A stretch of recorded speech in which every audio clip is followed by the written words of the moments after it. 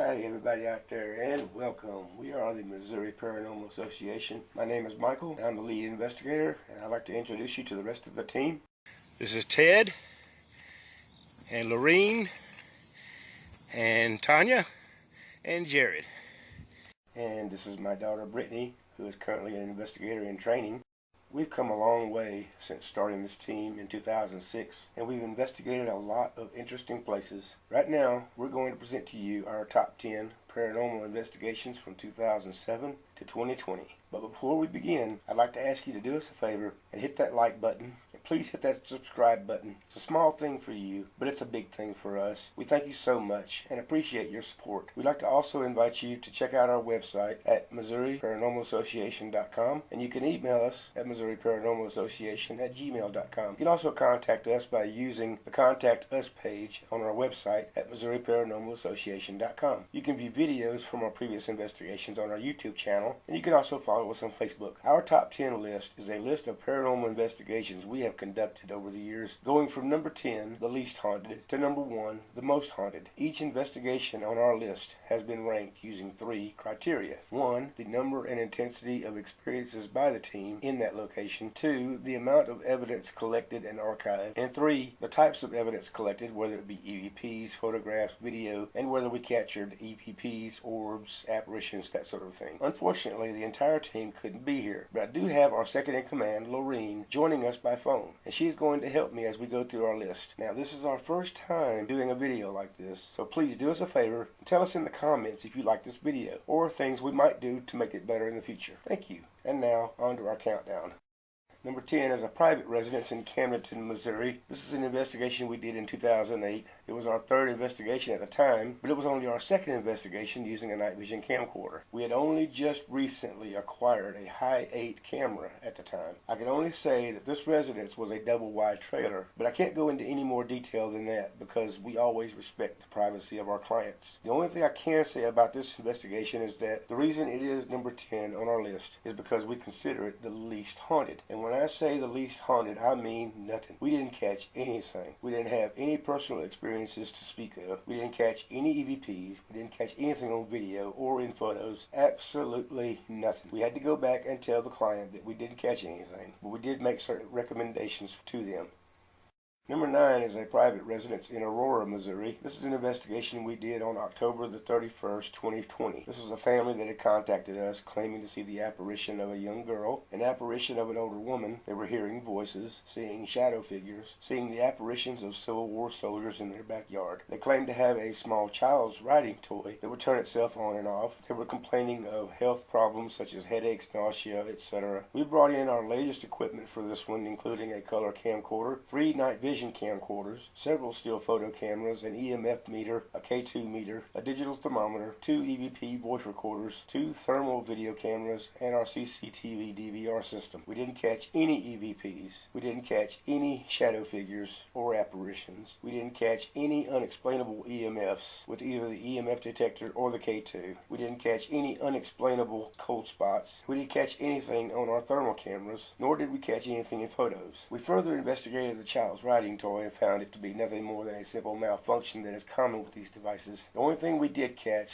were 3 possible spirit orbs in video. This first video clip is from our night vision camcorder as we were being led in a walkthrough of the house by the client. As myself and the client are talking, a brightly glowing orb flies straight towards the camera, and you can hear my reaction in the video as this thing flies towards me. Whoa! We did catch 2 other possible spirit orbs with the CCTV camera that we had aimed in the kitchen. Now we note that all 3 of these videos occurred in one place and one place only, in the kitchen.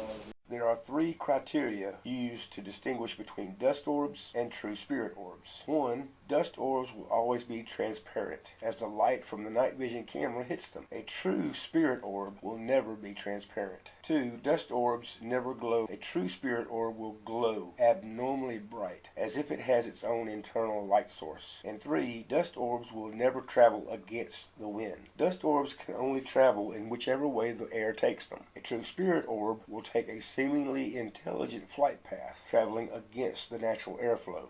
Now, while we did catch the possible spirit orbs in these 3 videos in the kitchen, we did not catch anything at all in any of the other cameras. We didn't catch anything in the bedrooms, we didn't catch anything in the bathrooms, there was nothing in the hallways or the stairway, and nothing in the living room. There was also nothing caught on the CCTV camera that we had aimed outside. We took over 200 photos of this location, and we didn't catch anything in any of them. However, we did make one particularly disturbing discovery. At the beginning of this particular location description, I mentioned that we did not find any unexplainable EMFs, but what we did find was very disturbing explainable EMFs. There were 2 plugs outside on the patio with open wires showing, and one of these plugs is situated such that it rests less than a foot away from the couch in the living room on the other side of the wall. Anyone sitting on that couch in the living room would be bombarded with extremely high EMF. Likewise with the other plug outside, anyone standing too close to that plug would again be bombarded with very high EMF.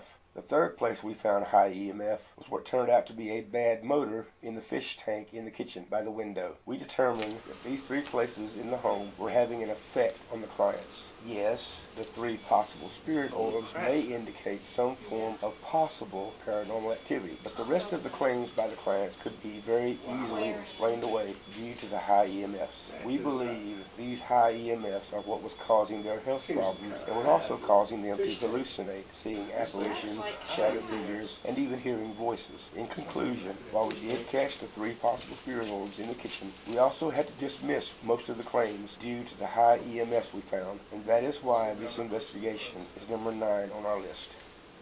Number 8 is the Phelps Grove Park in Springfield, Missouri. This is an investigation we did on September the 8th, 2018. This investigation was conducted by myself and one other member of the team named Tanner. Tanner had just joined us, and we went to investigate the claims of the so-called bride under the bridge. The rest of the team could not join us because they either had to work or were worried about the weather, because this was going to be an outside investigation. Now, Tanner did not last past this investigation because he had a very superstitious wife. And when she found out about him joining me for this investigation, she put the kibosh on the whole thing. She told Tanner that if he went on any other investigations with us and brought back an unwanted spirit home with him, they were through. So she gave him the ultimatum, and he took it, and he quit the team just immediately after this one investigation. Now, full disclosure, it did mist rain that night, just a little bit. We did have to take umbrellas, and yes, we did get a little bit wet. But we did get some interesting stuff.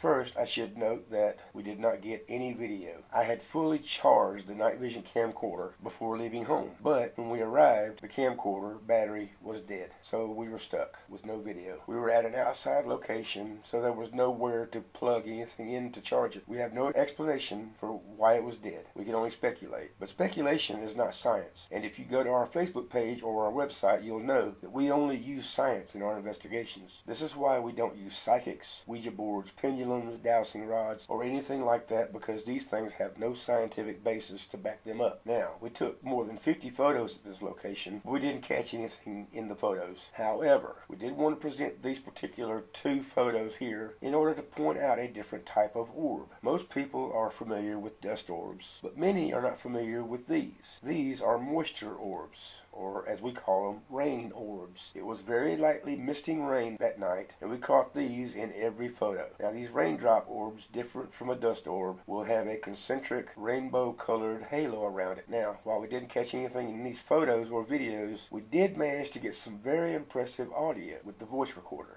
Now, according to the legends and myths surrounding the so-called bride under the bridge, supposedly a young woman was heading either to her wedding or was coming from her wedding. Something happened, some kind of accident, and she was killed. We can't verify the legends and myths because there are so many. For example, some reports say that she was in a car crash in the 1930s or 40s, while other reports say that it was an accident in a horse-drawn buggy in the 1800s. Anyway, we're not going to play all of the audio because of time constraint, but we do want to play these 3 in particular. This first clip is a very faint, whispery voice that we think is saying, "Help."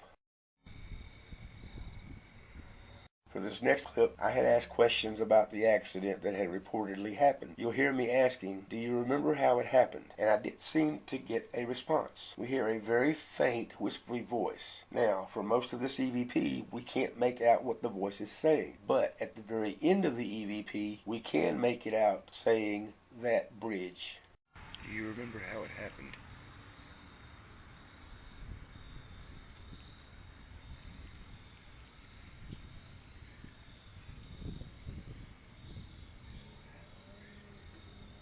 In this third clip, you can hear a car drive by, and then you will hear me complaining about the amount of traffic noise in the area. After that, you will hear 3 bell chimes. Now, full disclosure, yes, there are a couple of churches within a couple of miles of this bridge. However, this took place at almost 11 o'clock at night. If these had been real church bells from the actual churches in the area, they should have chimed 11 times. But what we hear in the audio is only 3 chimes.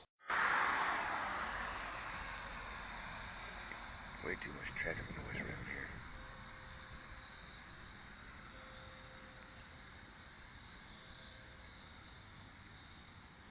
As I mentioned before, we do have a lot more audio from this investigation, but because of time constraints, we can't play all of the audio. This is why we have placed this one at number 8 on our list. We are planning an eventual return to Phelps Grove Park, but next time it will be with the entire team. Number 7 is the Joplin Spook Light, also called the Ozark Spook Light. This was an investigation we did October 27th, 2018. We drove down to this long stretch of road in Joplin, Missouri, and I remember, Laureen, you and the others were all excited to do this investigation because we had all heard the myths and legends about this strange ethereal light and the fact that many have tried but failed to explain it.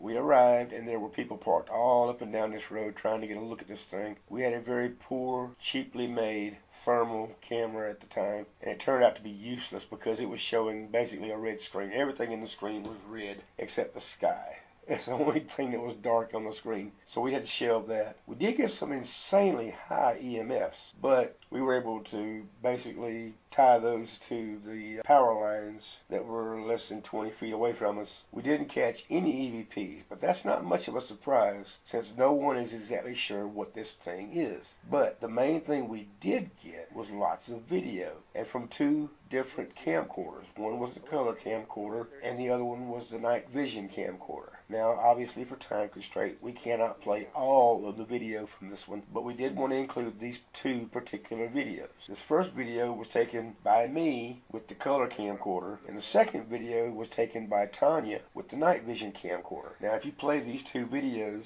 back to back and listen very closely to the audio of us talking in the background, you can actually sync these up. You realize that these 2 videos were taken at the exact same time. So we have 2 videos of the exact same event at the exact same time, in which the light starts off as a single bright light, but then breaks up into 2 or more smaller lights. The amount of video we captured on this particular investigation is why we have ranked it number 7 on our list. Number 6 is a private residence in Eldon, Missouri. This was actually your place, Laureen. This was in 2008. This was our second official investigation, and it was our first investigation using a camcorder. As mentioned before, we had just purchased our first camcorder. It was a high 8 camcorder at the time. It was a type of camcorder which, at that particular time, was very popular with other paranormal teams. Now, Laureen, if you can remember, what was it that you were experiencing?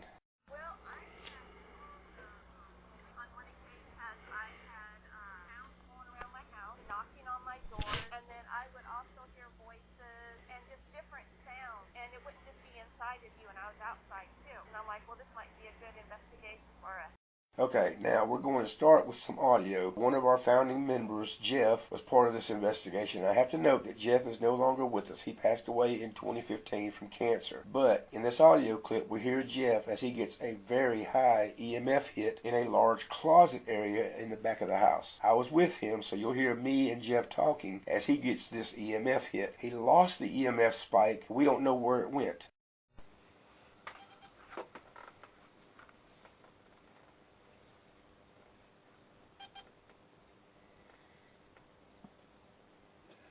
Picking up. Okay, that was weird. Yeah, it's not picking this out. You got a hit there for a second, but I don't know what you hit. It was right in here. That's what I'm saying. I don't have any idea what made it jump though. At the time of this investigation, we had one digital thermometer, one EMF detector, one EVP recorder, and of course our new High 8 night vision camcorder. As a result of that, we couldn't always have the EVP recorder and the camcorder both recording in the same areas at the same time. We would place the EVP recorder in one room and we would have the camera in another room, or vice versa. They would never be in the same place at the same time. For this reason, nearly all of the EVPs we caught on the EVP recorder were not caught with the camcorder, and likewise the EVPs we caught on camera were not caught on the EVP recorder. We did catch the audio of you, Laureen, as you managed to catch and track a 20-degree temperature drop cold spot. What'd you get? 40 to 20. Where at? All over here. We caught a massive number of EVPs on this investigation, including footsteps, moans, and even a demonic-sounding growl in the utility room. Now, with that being said, we can't play every EVP due to, again, time constraint. But we are going to play a few of our EVPs from this one. This first one was called Outside, and in the audio, you'll hear me asking a question, and then we hear a male voice saying, "I'm her uncle." Is there anyone here who would like to speak with us tonight? This next EVP, you'll hear me asking a question, then you'll hear a very faint female voice whispering, "No, I'm not." Now, notice when the voice says no, it is accompanied by an unknown noise, some type of slap or crack. We don't know what this is. But you wait a second after that, the female voice continues by saying, "I'm not." So total, altogether, you hear me ask the question, "Are you upset that someone else is living here?" And this female voice seems to answer me intelligently by saying, "No, I'm not." Are you upset that somebody's living here?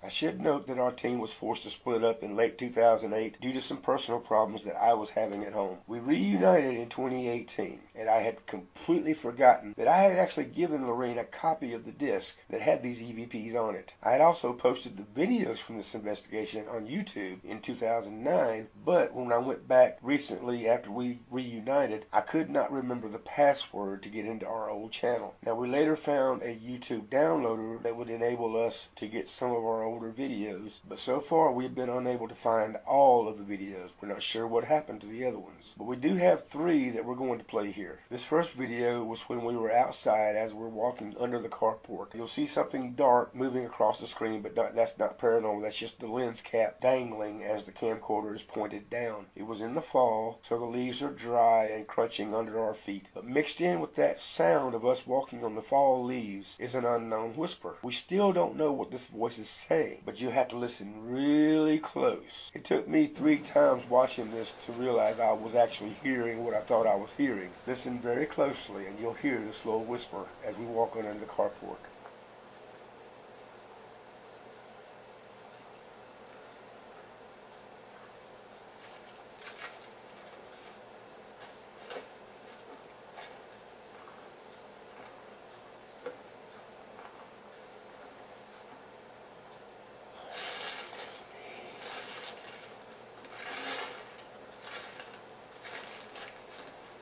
This next video was in the bedroom. Laureen was doing an EMF sweep in the den living room, and I was in the bedroom with Jeff. Jeff hears 2 light sounds. I did not hear these sounds at the time, so when Jeff says he heard a noise, I asked him what it was he heard, and he tries to imitate the sound. We still don't know what this sound was. Here's the video.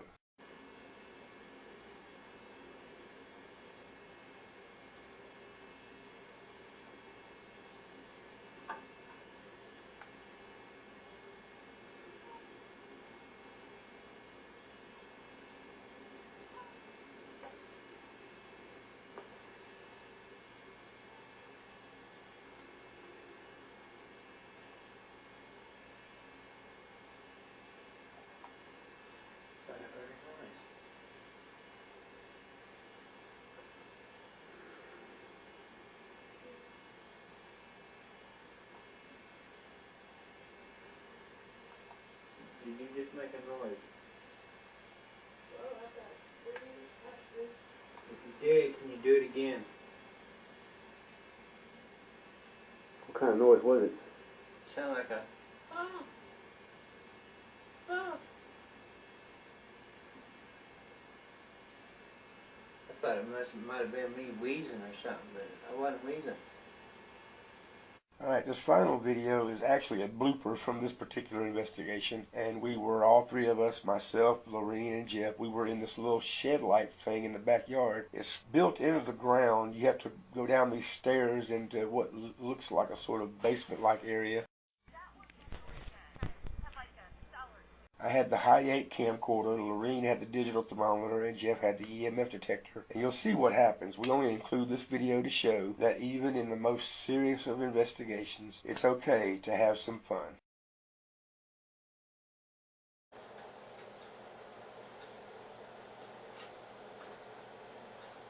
Got Laureen with the black tooth signature to your right.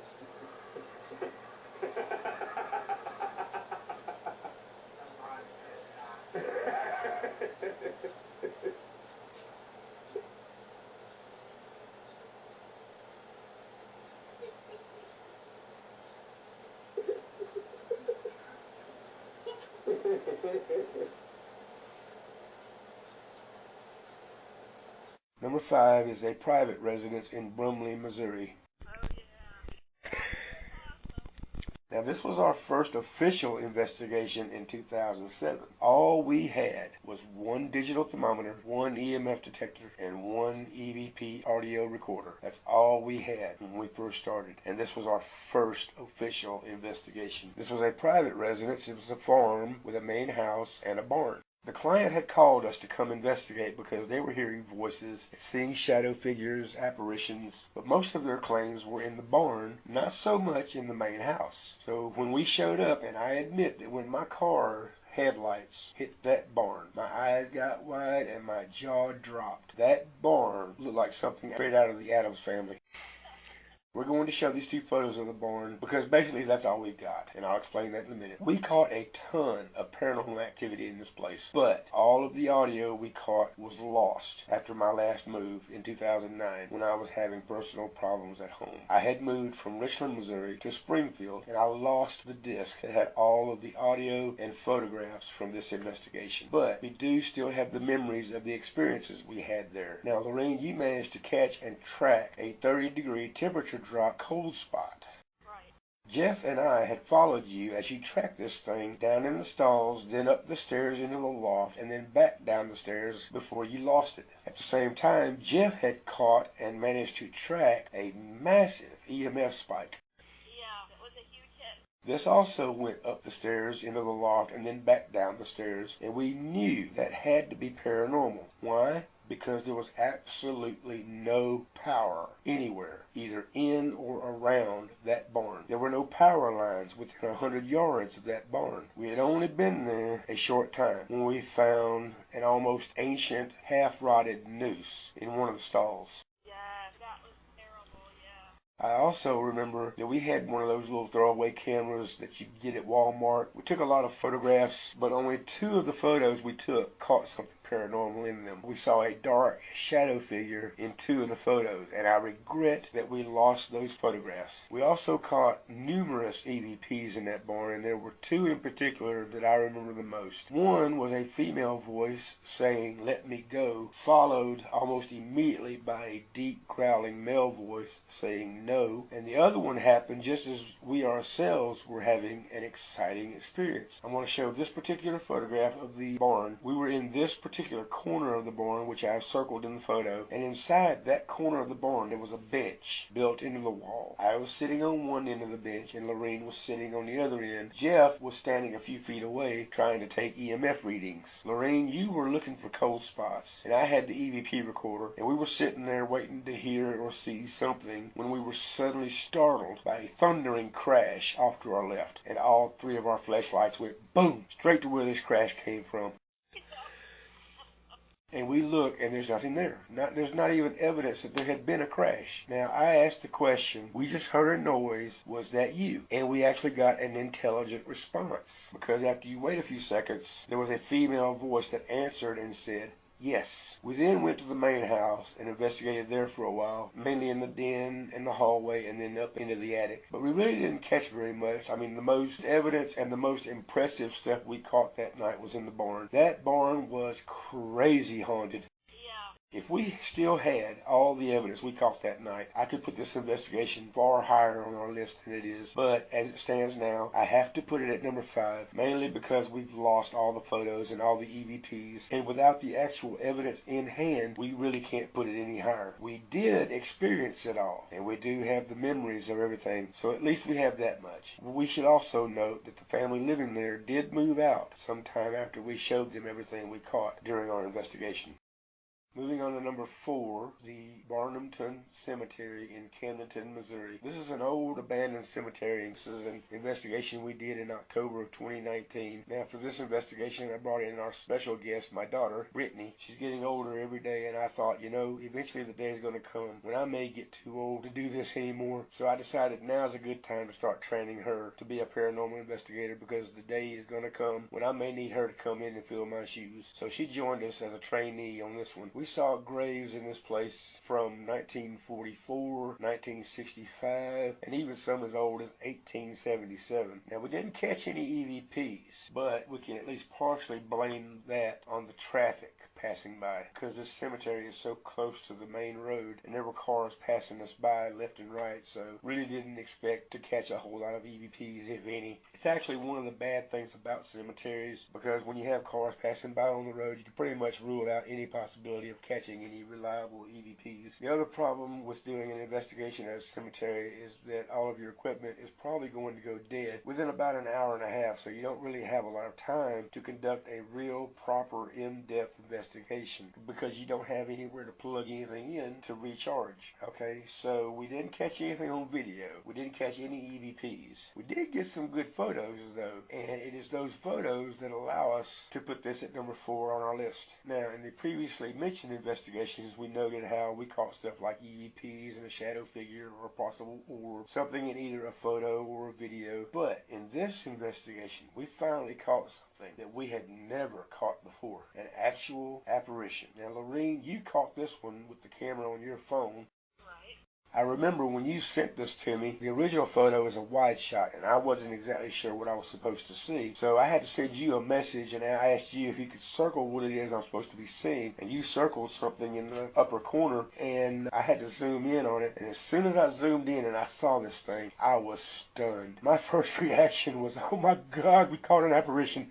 The next photo we have is one that Brittany caught with one of our still photo cameras. I admit that I almost deleted this one when I first saw it, because I thought it was just another tombstone. But I had to go back and actually look at this thing a little closer, because I wanted to be absolutely sure. You know, I didn't want to rule anything out, but at the same time I wanted to be sure if it actually was something there. I had to go back and scrutinize this photo several times before I finally said, okay, yeah, I see it now. The closer you examine this thing and actually look at it in depth, you start to realize you can actually see through, you can actually see the branches and foliage of the tree behind it. So, okay, you can see through it. The fact that you can see through this thing and see the trees behind it, the branches and the foliage, that's what makes me believe, yes, this is an apparition. So, okay, now we're 2 for 2. We now have 2 apparitions in 2 separate photos. This next photo is another one that Brittany took. I'm going to show you the wide shot first, and if you look up in the upper left corner, you see something really bright and glowing. I had to zoom in to see what this thing was, and it definitely has some type of form, some sort of definition to it. It is definitely not dust. We believe this is a possible spirit orb. However, without video, we really can't say with any absolute certainty, and I'll tell you why. Because of this being a still photo, we can't tell if this object is moving, and if it is moving, we don't know which direction it's moving. We cannot tell if it's moving with the wind or against the wind. But the simple fact that it's glowing as brightly as it is enough for me to call it a possible spirit orb, and it is definitely impressive. The next and and final photo we have is another one that Brittany caught. Now, any skeptic is going to look at this and say, oh, it's just smoke. But we have a counter for that. Now, I am a smoker, but I also know to only smoke at the end of an investigation. I never smoke around our cameras while we are investigating. Now, this particular night, Brittany had taken this photo just a short time before all of our camera batteries went dead. And after all the batteries had died and we started packing it up, only then did I grab a smoke. While all we have from this one is a few photos, the simple fact that we did catch 2 apparitions and also the mist and the possible spirit orb, that was enough for me to place this one at number 4 on our list. Moving on to number 3, the Pythian Castle in Springfield, Missouri. This is an investigation we did in 2019. This was our first time being involved in a so-called public investigation, and it is also the reason why we will never do another public investigation. You are not kidding. A large, well-funded, and well-known paranormal group had rented the castle and was selling tickets inviting anyone with an interest in the paranormal to come and join in what they called a real paranormal investigation. Now, we had actually been in contact with Pythian Castle, and we discovered how much it would cost for us to come in and do our own private investigation. Now, at this particular time, we could not afford it. So we figured if we're going to do an investigation at Pythian Castle, we might as well take advantage of this, because it was a whole lot cheaper to go this route, doing the public investigation. They were selling tickets for $50 a piece. So instead of having to pay what would eventually be just a little over $1,000 for us to go in and do our own private investigation, we decided it would be best to go ahead and pay the $50 a ticket, the cheap way out, to go in and join everybody for this public investigation. We wanted to go in and see if this castle's reputation was deserved. Now, when we arrived, everyone had to sign waivers and liability forms. Upwards of 54 people showed up for this thing, and we immediately knew, as soon as we saw all these people, we knew this is not going to be good. This is not looking good at all. How could we possibly expect to catch anything with all of these ghost hunter wannabes making all this noise? And we were right. As far as EVPs go, we didn't catch anything, or at least not while all these people were there. With all that many people walking around and talking and making noise, if we did catch any EVPs, there's no way to know if we did, because we would have to rule out all the talking and whispers of all the 54 people who were there. So for the first 4 hours, we cannot say with any honesty that we actually did catch any EVPs. However, once all those people started to leave and the crowd started to thin down, we knew that if we waited long enough, soon we'd have a much better chance at catching something. Now, during the initial walkthrough of the castle, the tour guide took us down into the basement, underneath the dungeon, into this basement tunnel, and told us about this supposed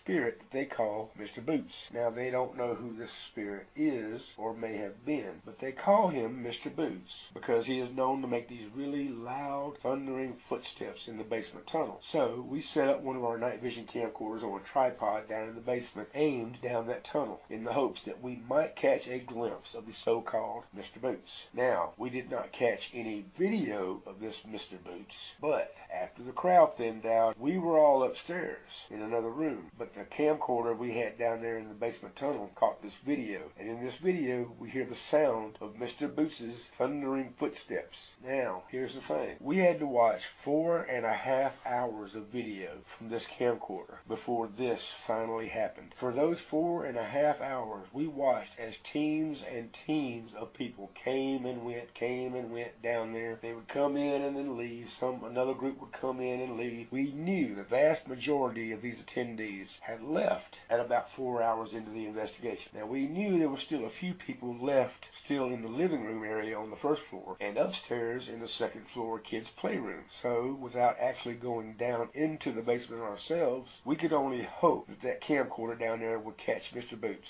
So after the investigation was over and we all went home, we got some sleep, and when we woke up, we immediately started going through everything. We watched 4.5 hours of video from that camcorder, and we watched as dozens of people came and went down there. After the last person leaves, and we were sure that this was the point in which the few people left were in other places, we finally caught the sound of Mr. Boots. This audio of Mr. Boots occurred at about 20 minutes after the last person had left. So we're going to play that video here.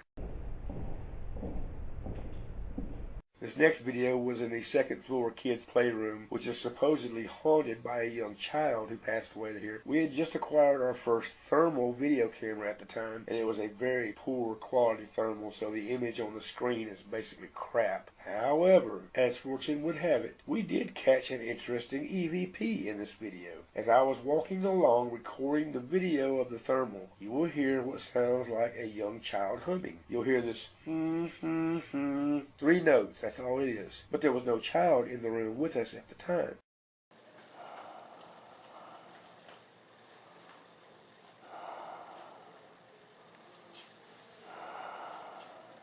This next video is down in the dungeon cells of the castle. I was recording video of the thermal, and we hear what sounds like a woman's voice. We've gone over this EVP several times, and we still don't know what this voice is saying. But we're going to go ahead and play the video here. Are you trying to manifest?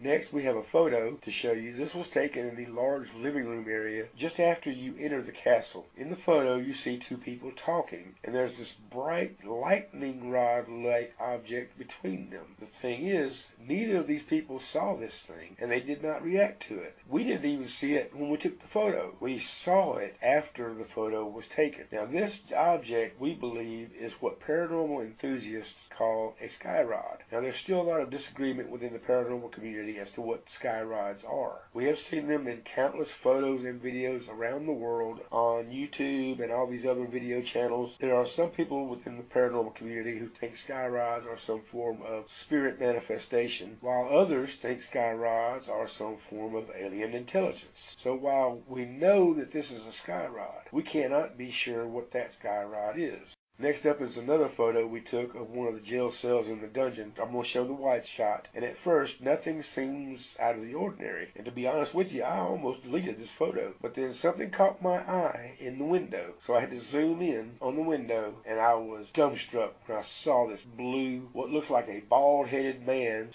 face staring through the window. This was very impressive. I don't know whether to call this thing an apparition or not, but here we have this blue face staring through the window. So, when we include all of the evidence we caught in photographs, in video, EVPs, we can conclude that Pythian Castle definitely lived up to its reputation. Even though we were hindered by the large crowd of a public investigation, once that crowd thinned out, we did manage to catch quite a bit, and we are planning a return to the Pythian Castle at a later date for our own private investigation. Moving on, number 2 is Missouri State Penitentiary in Jefferson City, Missouri. We conducted this investigation on September the 11th, 2020. Every paranormal investigator, ghost hunter, and wannabe in the country dreams of coming to this place, and we got the opportunity to do what others only dream of. And they call this place the bloodiest 47 acres in the country, and I believe its reputation is well warranted, as we will see. We had some awesome experiences investigating this place.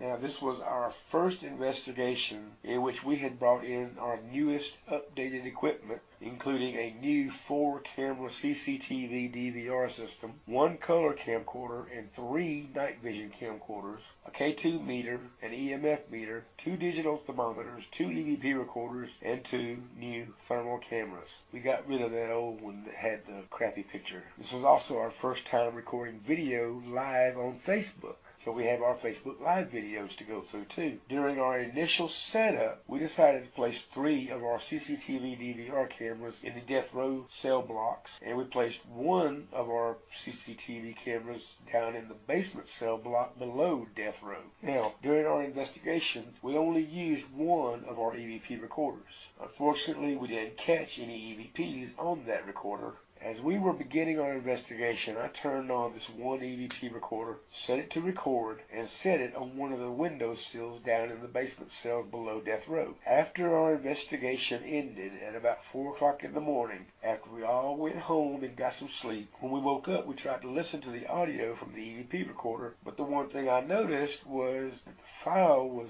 very short, and I was wondering, wait a minute, why is that audio file so short? We go to listen to the audio, and it only lasts about 10 seconds. And I was like, wait a minute, what? What happened? It turns out the EVP recorder had mysteriously been turned off about 10 seconds after I placed it on that windowsill. Something or someone turned off the EVP recorder, but we don't know what happened, so that's unexplained. We don't know. Next, when we were doing the initial walkthrough of the place, the tour guide had informed us that we would be investigating 2 areas that no other team in the country has ever had access to before. The so-called rec cells, or recreational cells, and another location called the buried cells. The buried cells get their name from the fact that these are prison cells dug into the ground, sort of like square caves, and the recreational cages are above ground chicken wire fences. There is a basketball hoop in one of the fences, but there's not much else. But something interesting happened in the area of the rec cages. The buried cells and the rec cages are actually right next door to each other. When you go outside the prison, you start at the bottom of the hill, and this is where the buried cells are. You walk past the buried cells and making your way up the hill, then you turn left and you're headed into the rec cages. Now, I had walked just a little bit ahead of you guys, and I took this photo. Just as I took this photo, you had walked up to where I was, so you were now standing next to me when I took it. When I took this photo, you and I were both immediately struck by the light anomaly that shows up in this picture, and we have no idea what this is. Anyway, buried cells and the rec cages. We include these 2 locations at the prison for 2 reasons. One, we don't have any explanation for the light anomaly that shows up in that photo, so we are going to call it paranormal. But the number 2 reason is bragging rights. We were the first ones to ever go there, because every other team in the country that has ever come here, they've not been able to go to these 2 locations. We went there first, so we got bragging rights, baby. Now, I didn't know it at the time, but you were recording on Facebook Live as we were passing by the buried cells. So we actually see the buried cells as we pass by them. And then we head up the hill to the rec cages. And it wasn't until a couple of days later when I saw your Facebook Live video and I was saying, oh God, please, please tell me you got that on video. I was praying that you had caught the moment when I took that photo. But unfortunately, just a few seconds before I took that photo, you turned your Facebook Live video off and stopped recording, and I was like, oh, no. But, oh well, that's okay. At least we did get the photo anyway. Okay, next we have Laureen's Facebook Live video where we enter housing unit 4. This building has no ceiling and no roof. The roof had gotten blown off during a tornado not long ago. We entered the cell where the boxer Sonny Liston had once been housed. Laureen, you and Tanya had placed the K2 meter on the bed and immediately started getting these crazy hits on the K2 that lasted for a long time. Then Ted tells us that he just saw the front door of the building close by itself. So let's watch the video. Yeah, it sure is. Would you like to say anything to us? Wow. We're getting, the K2's going nuts.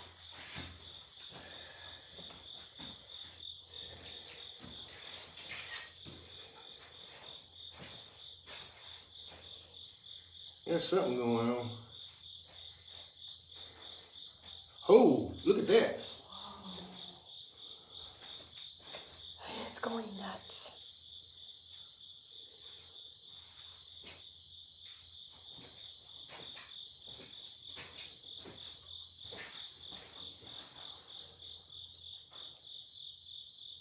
Would you like to say anything to us? It looks like he's trying.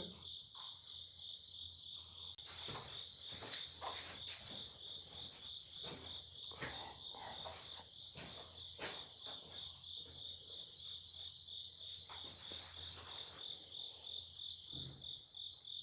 No, we don't have one of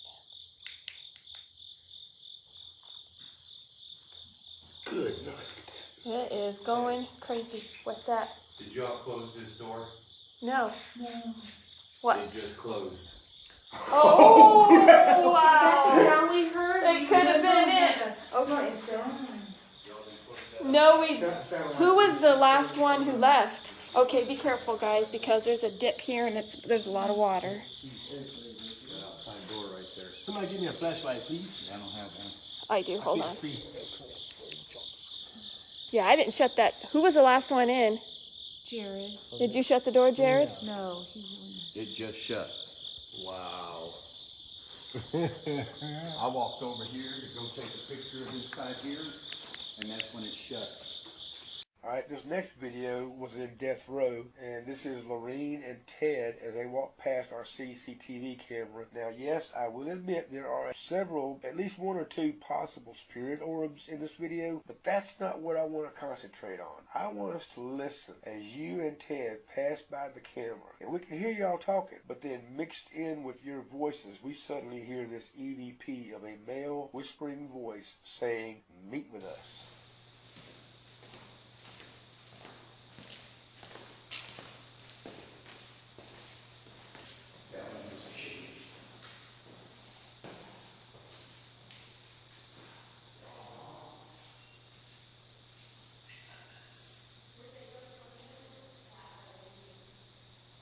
Now, what to me is impressive about this is how loud this whisper is. In all of our past investigations, anytime we have caught EVPs before, it's always been very low, very faint EVPs. You have to listen really hard just to be able to hear it. But this sucker was loud. Really great catch.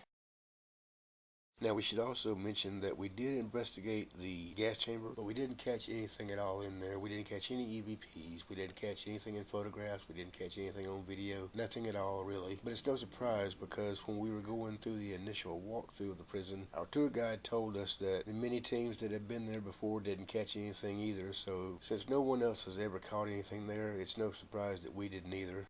And the final video we're going to show is from the basement cell block beneath Death Row. This video is from the CCTV camera we had placed down there. What you see here is we had just finished investigating the other end of this corridor, and we are now making our way back upstairs to Death Row. As we pass by the CCTV camera, we can hear you and Tanya talking about hearing something, and one of you says, "Aha!" And then we see what appears to be an apparition peeking out from the left side wall at us. We have nicknamed this figure our peekaboo guest. But that's not the only thing in this video. If you look all the way back to the end of the corridor, you'll also see a face or head. Someone or something is peering through that window in the back. There's also a number of possible paranormal objects that appear throughout this video, including a sky rod and several possible spirit orbs. But it is these two in particular that I was concentrating on, the peekaboo apparition on the left and the face in the window in the back. When I saw this video on my laptop, those are the two objects I was concentrating on the most, and that's what impressed me about this particular video.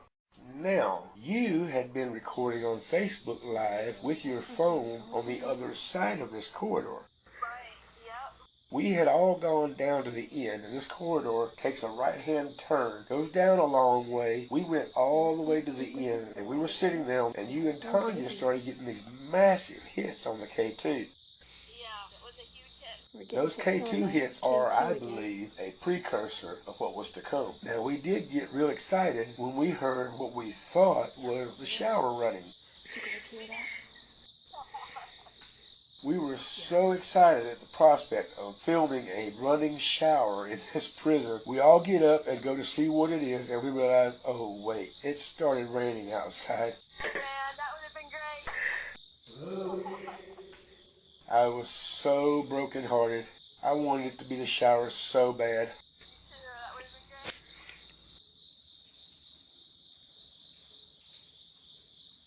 There's no way, I don't.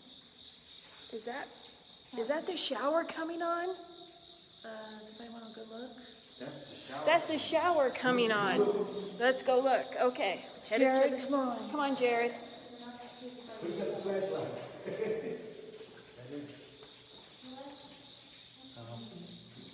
Oh, that is rain. Okay. It was this. Jeez, it did sound like the shower was coming on.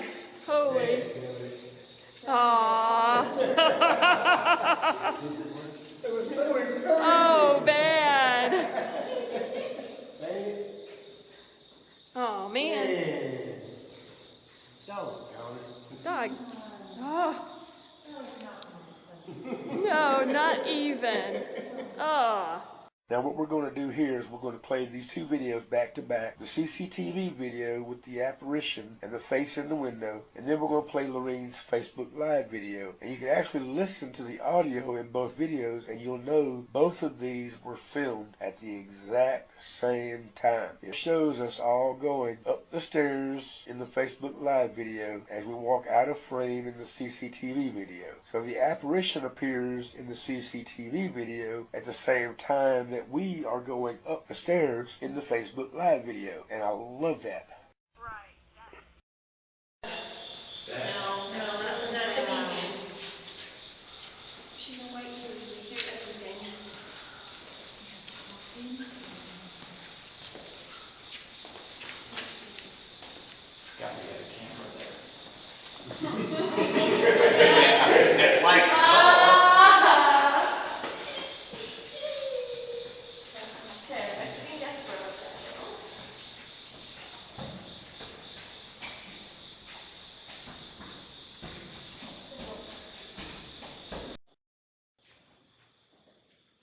Told you I have a guy in here.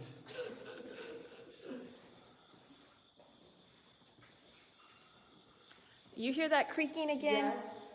I heard that creaking again. Me too. Anybody else hear that? Did anybody hear that? There was a creaking noise. It's No. like the...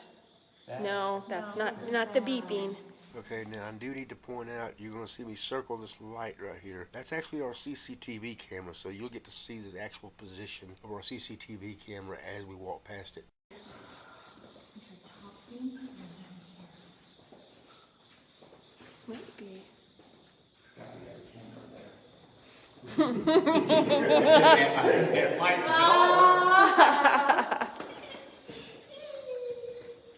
Okay, exiting death row.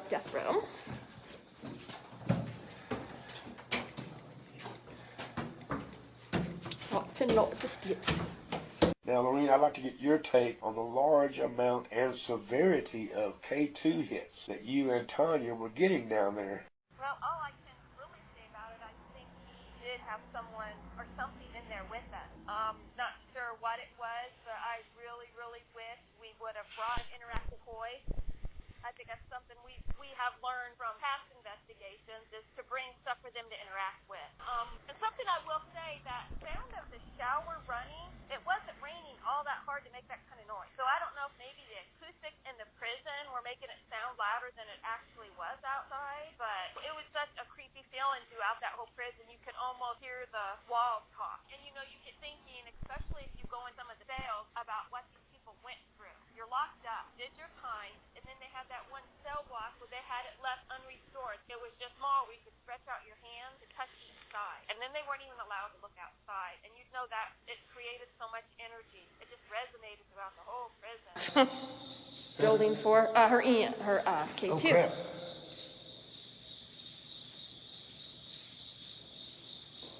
Well, something's going on. Sorry, we thought it was you with the shower. That would have been nice. It was just rain. Wow. You got a lot to say.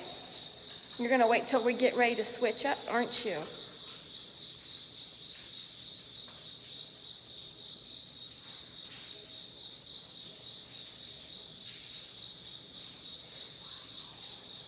Boy, the acoustics in here. That's dumb. Wow. It's going haywire. It sure is. You don't want us to leave. Well, you need to do something if you don't want us to leave. He says it is, he is.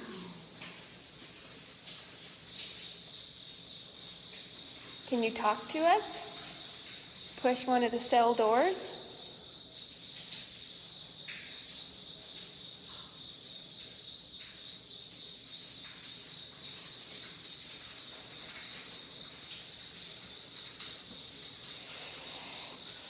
Get anything on the thermal? There's been a couple of times when I thought I had something, and it was somebody's reflection on the wall. Aw, dang.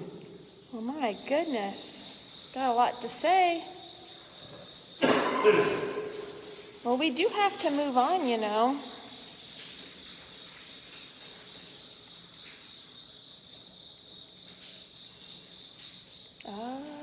Did someone touch a door? Did you touch a door? There was a creaking noise. Yep.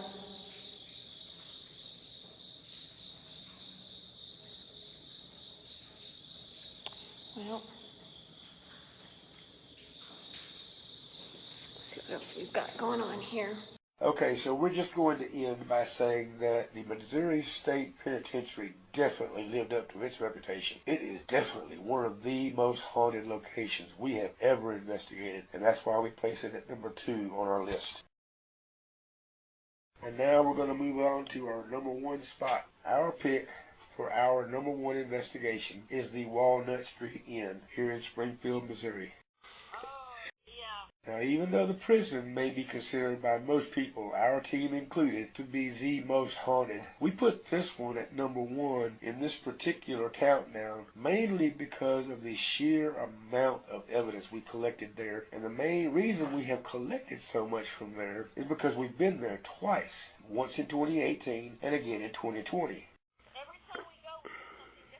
Now, during the investigation we did there in 2018, we only had access to 2 rooms, the McCann room and the Rosen room. Now, in 2018, we didn't catch anything at all in the Rosen room, but we did catch a lot of stuff in the McCann room.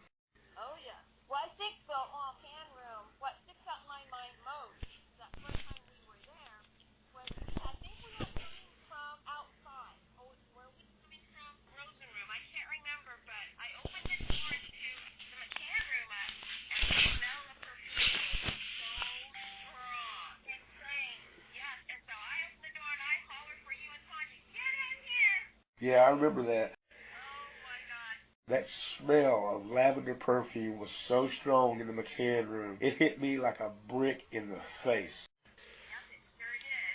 Okay, so we're going to start this off by showing some photos. Now, this first photo is a photo we took on the rear patio of the building, and we see what looks like a pair of female disembodied eyes watching us.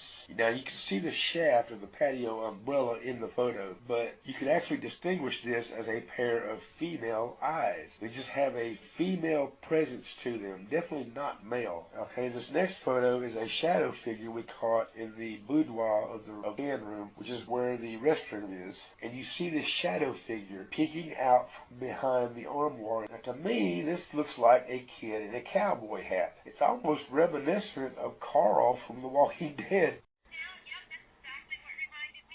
Alright, the next thing we have from our 2018 investigation here is this video. We placed a night vision camcorder in the boudoir facing the armoire. We were downstairs on the patio when this got recorded. We caught this very brightly glowing spirit orb as it rises from the ground and slowly shoots up towards the ceiling, peters out just before it gets to the ceiling. Now, earlier we discussed the criteria for distinguishing a true spirit orb from a dust orb, so I'm not going to beat a dead horse and go over that again, but this is clearly not dust. Alright, now we do have one more thing from our 2018 investigation here that we're going to show. This is an audio clip that we captured on our EVP recorder. This is also in the McCann room. This explains part of the reason why we don't have a lot of video from our 2018 investigation. In this audio clip, Laureen and Tanya are in the McCann room. We had just set up the night vision camcorder in that room. I had left to go into the Rosen room, and when I returned, y'all both told me that the camera was making noises. I checked it, and I discovered it had been turned off. So I had to turn it back on and reset it to record again. And it actually did this several times that night. It would turn itself off and then back on and then off again and back on again. Over and over and over it did this. It turned itself off so many times, and I kept having to turn it back on and reset it to record again. And see, that's the problem, is that every time this thing would turn itself off, it would turn itself back on. But the thing is, when it turned itself back on, it didn't automatically reset itself to record again. That's something you have to do manually. So every time it would come back on, it actually was not recording. But we do have audio, several audios actually, of this happening many times that night. Now obviously for time constraint we can't play every audio from that night, but we are going to play this one, and this is the very first time it happens. So we're going to play this audio clip.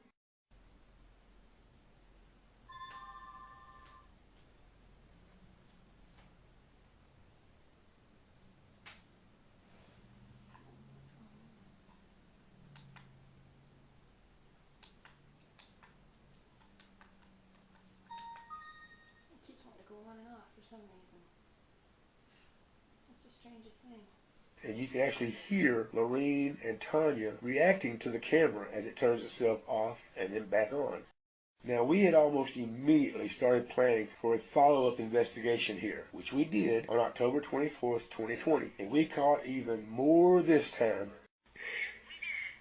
Alright, this first thing we're going to show here is a video clip. This is from our CCTV camera that we had placed in the McNeil room, which is where we had our CCTV DVR screen set up. This was the room that we decided to make our base of operations, and this was where Ted was staying. This was less than an hour into the investigation. Now, me and you and Tanya and Whitney, we're all in different rooms. Ted walks into the McNeil room, and as he enters the room, he sits on the bed. This makes the covers on the bed move. Now, obviously, I've had some people look at this video and they say, oh, the covers moved. Yeah, the covers moved because Ted sat on the bed. It's not paranormal. But what happens next, most definitely, is paranormal. You'll see the door open, and it looks almost like it's being pushed open by this dark, ethereal, ghostly hand, for lack of a better word. Then the door opens and closes again, twice by itself.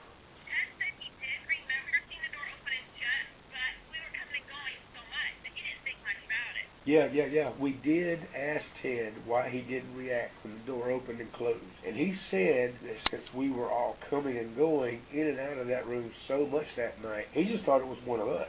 So, a note for future reference. When you hear a door open and close, check it. Right? Because it's not always going to be us. Now, at the time we were going through the video, I had already noted that we were all in different locations when this happened. We were all in different rooms, except for Tanya. She was in the lounge area just outside the McCann room. The CCTV camera in the McCann room was actually pointed in just such a way so that it could actually see Tanya sitting in one of the couches in the lounge area. Now, she was just down the hall from the McNeil room. Now, that particular couch, the way it is situated, she doesn't exactly have a perfect line of sight to the door to Ted's room, but she would definitely have been able to see if anyone went down that hallway. In order for anyone to get to the McNeil room to physically open that door, they would have had to walk past Tanya. And in the video that I saw, no one ever walked past her. Now, here's our problem. Any skeptic is going to look at this and they're going to say, oh, somebody pushed the door open. That's one of y'all's hands in that video. The problem for us is that we cannot prove that is not one of our hands. We can tell you, yes, we were in different rooms. But the problem is we don't have the video of ourselves in the other rooms to back it up. And there's a reason why. Normally, in all of our past investigations, when we go through a certain amount of video and there's nothing there, we usually delete it because to us it just doesn't make any sense to keep a ton of video with nothing paranormal in it. However, we learned something in this particular investigation. What we learned is don't delete it just yet, because if something paranormal happens, you want to be able to document where everyone is when it happens. The thing about these CCTV videos is that you see the timestamp at the bottom of the screen. So in order for us to prove we were all in different rooms, what we would have had to do would have been to produce screenshots from the other CCTV cameras showing us in these locations with the timestamp at the bottom of the screen. That's what we should have done. That's what we're going to do in all future investigations from now on. Now, we also want to note that the door to the room, just like the doors to all the other rooms, is not a light door. You have to actually turn the doorknob until it clicks just to be able to open the door. Then you have to push the door open, and it takes a good amount of force to do that. Now, in the video, when Ted enters the room, you can clearly see his hand on the doorknob as he enters. And you can clearly hear the click of the latch as he turns the doorknob and enters the room, and then it clicks again when he closes the door. Then, when our unknown guest opens the door, you again hear the latch click as the doorknob is turned. But when the door opens, there is no hand on the doorknob. And then you see the hand that seems to push it open. That hand then disappears, and the door closes by itself, and the latch clicks again. And then it does it again twice without any hand present. Now, I would love to go back and see if we can either document something like that happening again, or try to see if we can recreate it, or both. This next thing we're going to show you is actually two videos back to back. The first is our CCTV camera in the McCann room. You're going to see myself and Brittany as we are conducting an EMF sweep in the room. Now, I'm also recording this on Facebook Live with my phone. We kept getting this minor little hits on the EMF detector, but then they would just disappear, and we would try to find it again. Just as Brittany and I go past the camera frame of the CCTV camera, you see us react. There was a rocking chair behind us that started rocking by itself, and it caught us both off guard. And you see me aiming my phone at it, but you also see Brittany as she gets scared and goes out of the room. She's never experienced anything paranormal before, so this was new to her, which explains her reaction. Now, the only problem with this particular video is that we had mounted the CCTV camera to a post on the bed and had aimed it at the boudoir, at the armoire, because in 2018 we had captured both a shadow figure and a spirit orb in that particular area. So we were hoping if we aimed our CCTV camera there, we could catch it with the CCTV camera if it happened again. Unfortunately, placing the CCTV camera in that particular position, the rocking chair is sitting off to the right of the camera. It's out of frame. The CCTV camera cannot see it. But the good thing is it gives us a view of our reaction. What happened is that as Brittany and I come around the other side of the bed and we stand next to the CCTV camera, we turn around to try to see if we can get any more EMF hits. So we're now facing the boudoir. The CCTV camera is off to my left, and I'm waving the EMF detector. Brittany is to my right. She's watching me because I'm teaching her how to use the EMF detector. I suddenly heard this creaking noise. We both turned, and this rocking chair is rocking by itself. Now then, Laureen, you come in, and you are flipping out. Now, the good thing about having our Facebook Live video is that it allows us to get two different views of the same event. So, okay, even though the CCTV camera doesn't actually catch the rocking chair moving, it does catch our reaction. So it's good in that particular aspect. I'll say yes, okay, that's a good thing. But the really good part of this is the fact I had chosen to start filming on Facebook Live with my phone. So when this particular event happens, I was able to catch it live on Facebook as it happened. Oh, I thought I was going to have a heart attack. That's awesome. We didn't have anything happen like that before. No, this is new. Of course, we didn't have a rocking chair in here last time either. No, we didn't. No.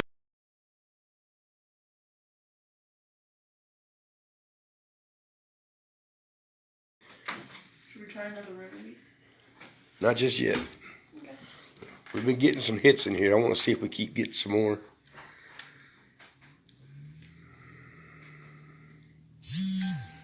Try it for remedy.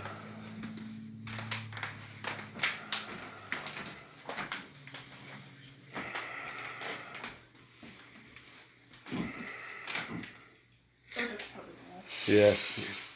Hang on, let me see.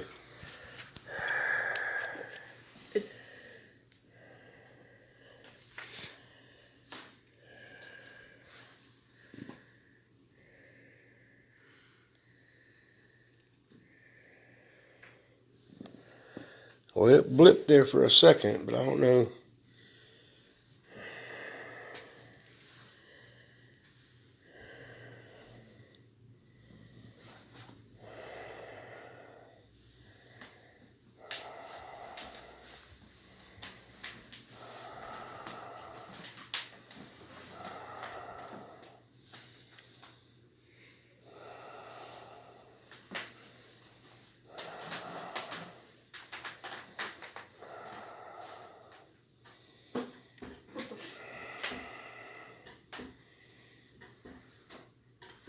Oh, whoa, dude, oh, damn.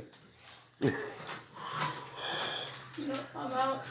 is it? What is it? That chair Are just, you kidding me? that chair just started rocking by itself. Oh, are you serious? We were doing an EMF sweep, and this thing started rocking and scared the crap out of me. Holy crap. Where you going, Brittany? It stopped. It stopped. Holy crap. It's not doing it anymore. It stopped. Oh, I'm so sorry. Oh, You're okay. man, that scared the bejeebers out of me when that thing started So moving. you hadn't just gotten out of it or anything? No. Really? We were just doing an EMF sweep. And we turned right here, and I was moving up and down, and I heard this creaking noise, and I looked. Whoa. This damn thing's moving. Well, can you do it again?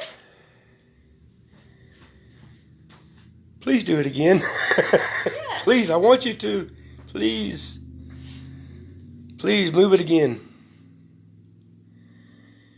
Damn.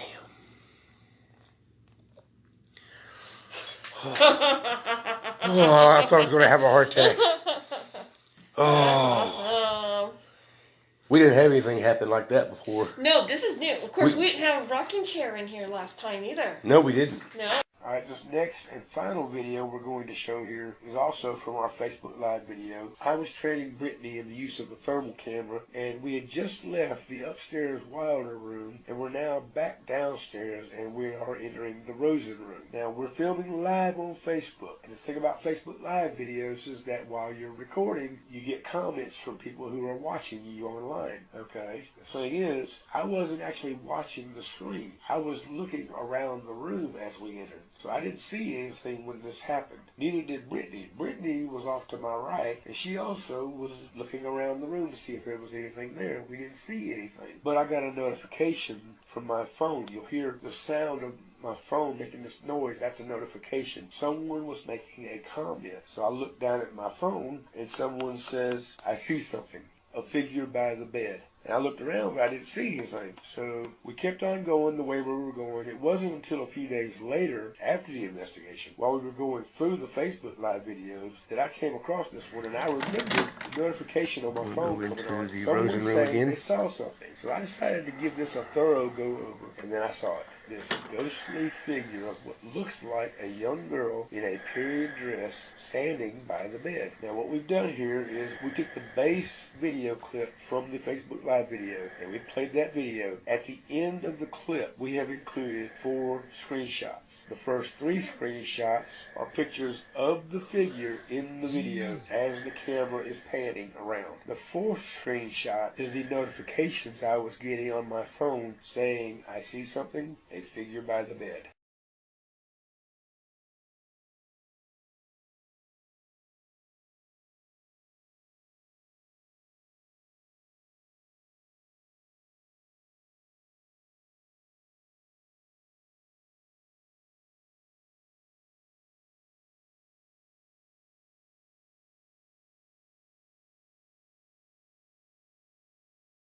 We did have several instances throughout the investigation in which the CCTV camera in the McCann room would suddenly turn itself off and on, off and on. Ted had been monitoring all this all night long. He is in love with watching that CCTV DVR screen. He loves doing that particular aspect of investigating. And he was watching this, and he would come and let us know at different points in the night that camera in the McCann room had suddenly turned itself off. He would let us know it came back on. The thing is, that CCTV camera in the McCann room was the only camera that did that. None of the other cameras did that. Now the thing is, you might say, "Oh, well, it's just a glitch." No, it's not just a glitch, okay? The way these CCTV cameras work is that they are motion activated, which means, in other words, they don't record until they sense motion, and they only record for a short time after that motion is detected. But that's just the recording. The actual live feed from the camera still goes on. You still see it on the screen. You can actually watch the screen all night, even if there's no motion going on. But you can actually watch the video on the screen live as it is happening. It may not be recording, but you can still watch it. But something happened to that camera in the McCann room. We're not sure what it was, but for some reason that screen kept going black all night long. It would go black for a few minutes and then come back on. It would go black again, come back on. It would go black again, come back on. And that's the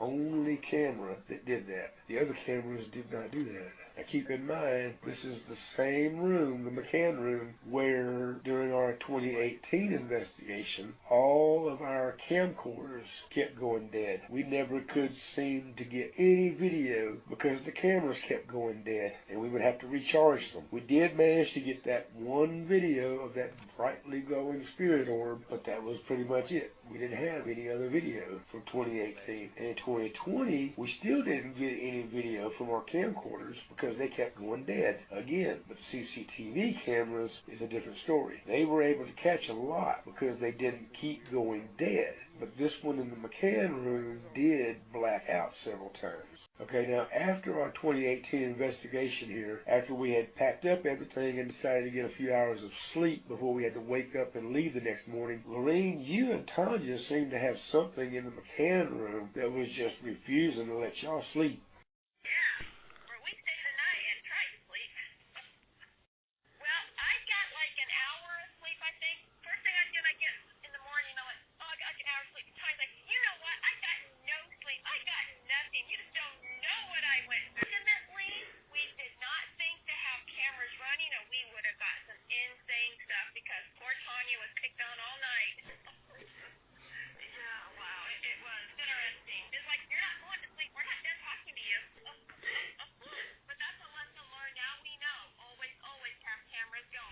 Now, we do actually have a lot more video from Walnut Street in from our 2020 investigation, but due to time constraint, we can't put every single one of them in this video. But all of this evidence that we captured here, this is why we put Walnut Street Inn at number 1 on our list. These two investigations that we did in 2018 and 2020 revealed that Walnut Street Inn definitely lived up to its reputation as one of the most haunted places in Missouri.